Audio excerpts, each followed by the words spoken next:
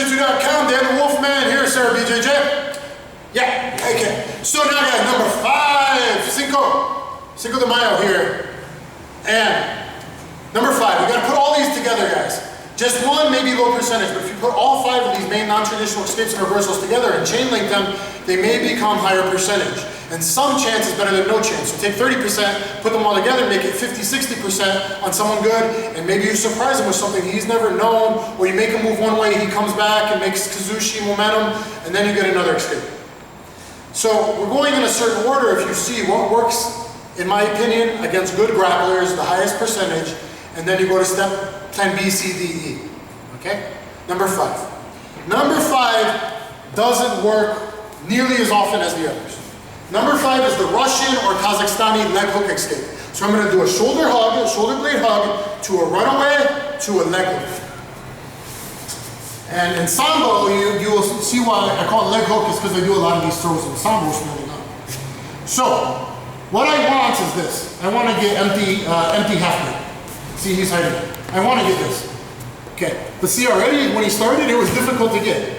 He's been trained the right way, he's good, it's going to be difficult to get. So how I maybe get it is I don't just go for it and tell him what I'm doing. I take my wrist, blade of the forearm, and I go under his pressure points where all men have knots, and especially boxers and MMA fighters. Horrible knots right here. See, he's got one, I'm going to help him out a little bit. I'm going to go here with my wrist, do that 3-finger grip, and hug him back. And someone goes, man, this guy's jiu-jitsu no good. He hugs and squeezes and uses energy, but I'm doing it for a reason. A lot of times I like to roll and play soft. But man, if I'm getting killed by a Kazakhstani wrestler, I'm gonna hug him back too. Okay, I'm strong too, thank you. All right, cool, we both proved that to each other. But now what? So I proved that to him. What I'm doing is locking him biomechanically to the position I want. I'm rolling him, my wrist bone, here. See where I did to his weight? He was here, and I went him here. And now I attach him to me.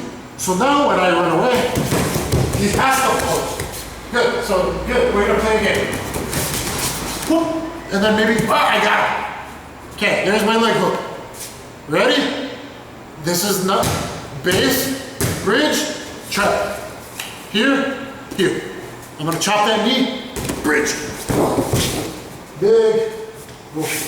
Not as high percentage, but if you have a good bridge and strong hips, like every grappler should, not just wrestlers and sambo guys from Kazakhstan, which I'm talking to one of the guys in Kazakhstan in UFC. He did it like 2 times in his first couple of UFC fights. You can do this, okay? You gotta walk away to get somebody good to hook the leg in the first place, and you have to have a good, fast, explosive bridge, and you have to have good timing and sensitivity when to chop that knee during your bridge. So, he's got me head and arm. Hey, I'm just on bottom, man. It's all 3-dimensional jiu-jitsu. I got my head and arm, right? Because let's say I did the sit-up sweep. When you do a sit-up sweep, same position. See? It's 3-dimensional. You gotta start thinking of grappling this way. Just because the mat's here does make a difference because of gravity, but you gotta think all the way around. Okay? So lock him down. Here. Now I run away. Boom, he brought that leg close, I hook, and I'm gonna chop. I'm gonna swing here, 45-degree angle, chop the knee, and bridge. Now who's inside now? Okay, so there's the Kazakhstani Russian bridge escape. That is number 1, it's a 3-branch. So this is number 5, segment 1, 2, 3. Number 1 is the most likely when you're going hard. Number 2, I do everything the same, run away, hook his leg, or maybe I play soft. I play, tired. And maybe he gets lazy with his foot, right? So let's say you think I'm being, and he's kind of lazy with his foot. And he just kind of lets me get it. I get my foot, I keep it up. So I kind of get his foot with my toes. Okay? Here. I've only done this once before. Here. Okay? So look. Magic toe hold. I've done this live once going light with a Japanese fighter. It just kind of came to me when I was thinking about someday teaching this series. And I go, well, I got the toes, and I'm tired, maybe I don't bridge, I just go, psh. I'm very good with what I call the magic armless toe hold from half guard.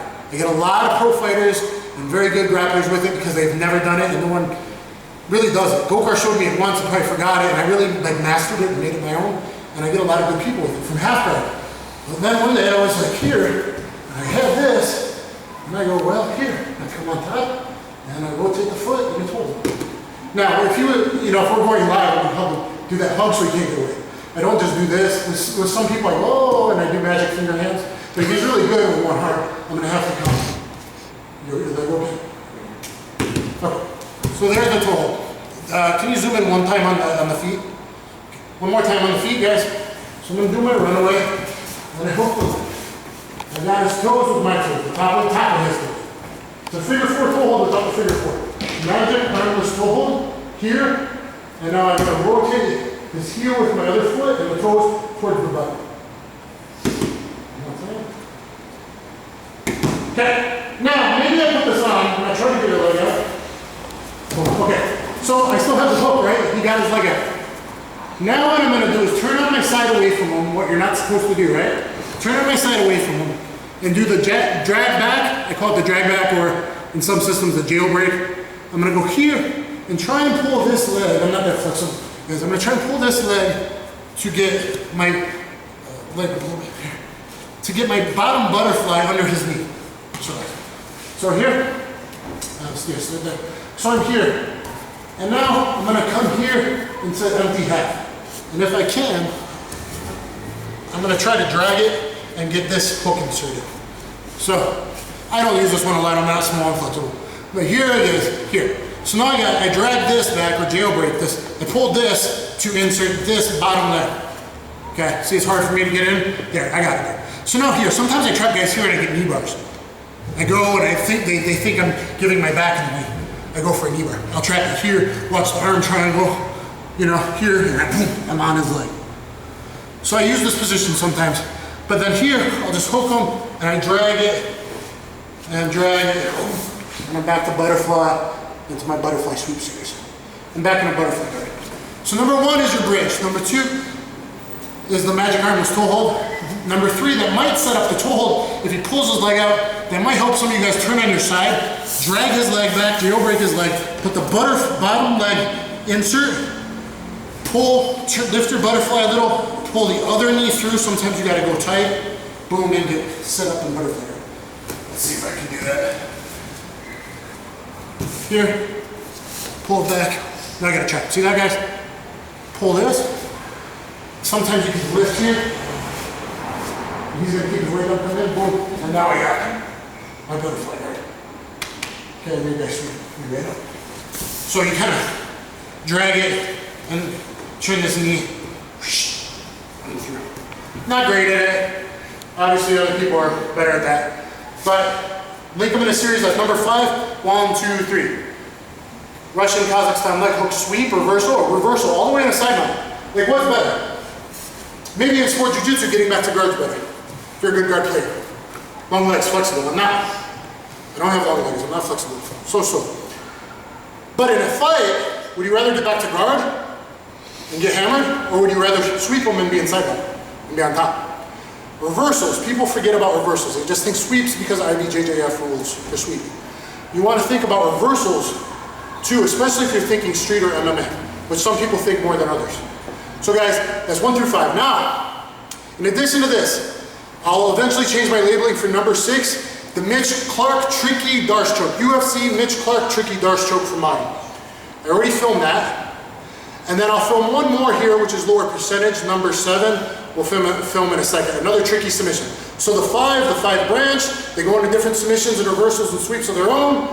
Those are your main things. And then there's 2 more tricky submissions on top of that. Number 6, Mitch Clark Tricky Darce Choke. Number 7, Tricky Top Wrist Lock Udi Groundy from Noob Fake Headlock. From Noob Fake Headlock to Tricky Top Wrist Lock. And we'll film that next. Thanks, guys.